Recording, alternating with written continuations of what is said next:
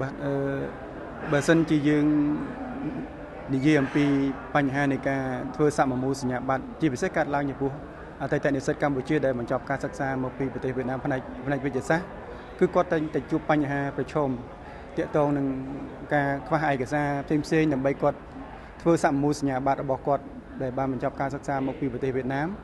ដើម្បីរកការងារធ្វើនៅក្នុងប្រទេសកម្ពុជាឬក៏បើកអាជីវកម្មខ្លួនឯងនៅក្នុងប្រទេសកម្ពុជារដ្ឋាភិបាលក៏បានព្យាយាមបង្កើតក្រុមការងារសម្របសម្រួលក៏ដូចជាក្រុមវិតម្លៃសញ្ញាបត្រនេះហាក់ដូចបណ្ដាបច្ចុប្បន្នគឺ3ដងហើយតែបញ្ហាដែលនៅតែប្រឈមចំពោះអតីតនិស្សិតរបស់យើងគឺគាត់តែងតែជួបបញ្ហានៅពេលសុំបញ្ជាក់ម្ដងតែងតែចំណាយពេលយូរខ្វះឯកសារមួយចំនួនដូចអ្នកខ្លះគាត់មករយៈពេល20ឆ្នាំ30ឆ្នាំហើយនៅពេលដែលទៅបញ្ជាក់គាត់ពុំមានឯកសារដើម្បីបំពេញតាមតម្រូវការដែលក្រសួងសុខាភិបាលបច្ចុប្បន្នកំពុង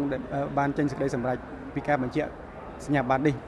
សម្រាប់ខ្លួនខ្ញុំផ្ទាល់ខ្ញុំគិតថានេះវាជាចំណុចមួយមិនមាន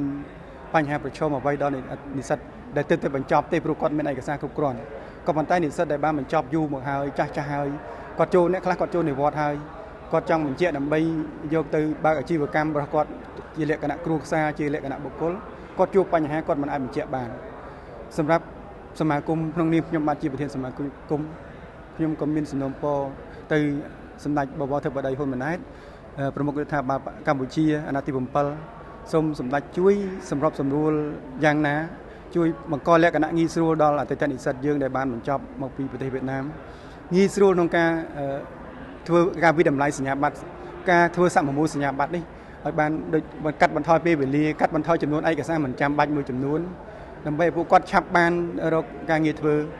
ឬគាត់ឆាប់បានបើកអាជីវកម្មរបស់គាត់ក្រោយពេលគាត់បញ្ចប់ការសិក្សាព្រោះថា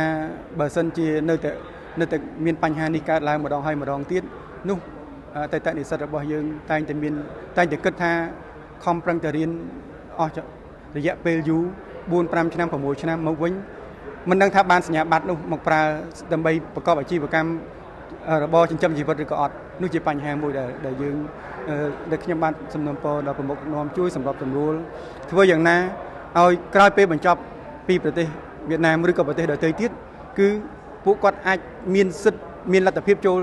សុំការងារធ្វើនៅតាមស្ថាប័នទោះបីរាជការឬក៏ស្ថាប័នឯកជនដោយមានការទទួលស្គាល់ពីក្រសួងមុខងារក្រសួងផ្សេងៗដែលពាក់ព័ន្ធបានដោយរលូនបាទនៅសមិទ្ធផលដែលសមាគមបង្កើតបានក្នុងរយៈពេល1ឆ្នាំកន្លងមកថាតើសមាគមអាចរួមចំណែកអ្វីខ្លះដល់ការពង្រឹងទំនាក់ទំនងកម្ពុជាវៀតណាមនាពេលបច្ចុប្បន្នចំណុចនេះបើសិនជាយើងគិតជារួមយើងគិតថាសមាគមសុទ្ធតែជាអតីតនិស្សិតកម្ពុជាមកពីប្រទេសវៀតណាមប៉ុន្តែនៅក្នុងនោះគឺពួកគាត់ធ្វើការនៅគ្រប់ស្ថាប័ននៅទូទាំងប្រទេសកម្ពុជាគឺគាត់បានគាត់នៅគ្រប់ស្ថាប័នអស់នៅកម្ពុជាគឺគាត់បានចូលរួមចំណែកនៅការពួកយើងបានភ្ជាប់អ្នកនាំរបស់គាត់ចូលជាមួយសមាគមទី2គឺពួកគាត់នីមួយៗសុទ្ធតែមានទំនាក់ទំនង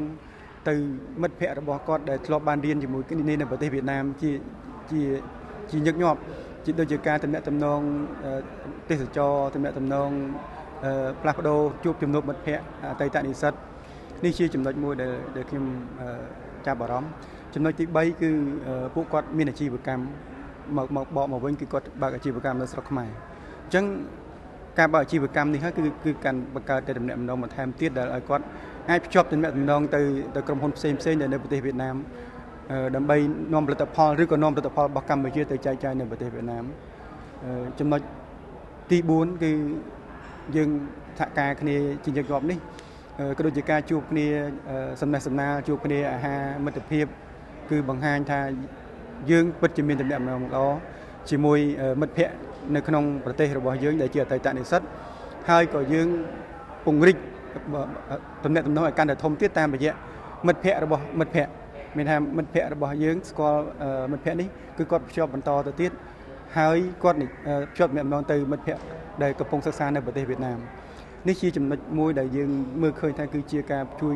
ដល់ទំនាក់ទំនងការទូតរវាងប្រជាជននិងប្រជាជនរវាងប្រទេសទាំងពីររួមចំណែកពាក់ព័ន្ធទៅលើវិស័យអប់រំវិស័យវប្បធម៌វិស័យសេដ្ឋកិច្ចសង្គមគឺជាចំណុចចម្បងដែលបញ្ញវន្តកម្ពុជាដែលបានបញ្ចប់ការសិក្សាមកហើយ គឺព្យាយាមនិយាយព្យាយាមជាប់ទំនាក់ទំនងក្នុងភាពជាមិត្តភ័ក្តិក្នុងភាព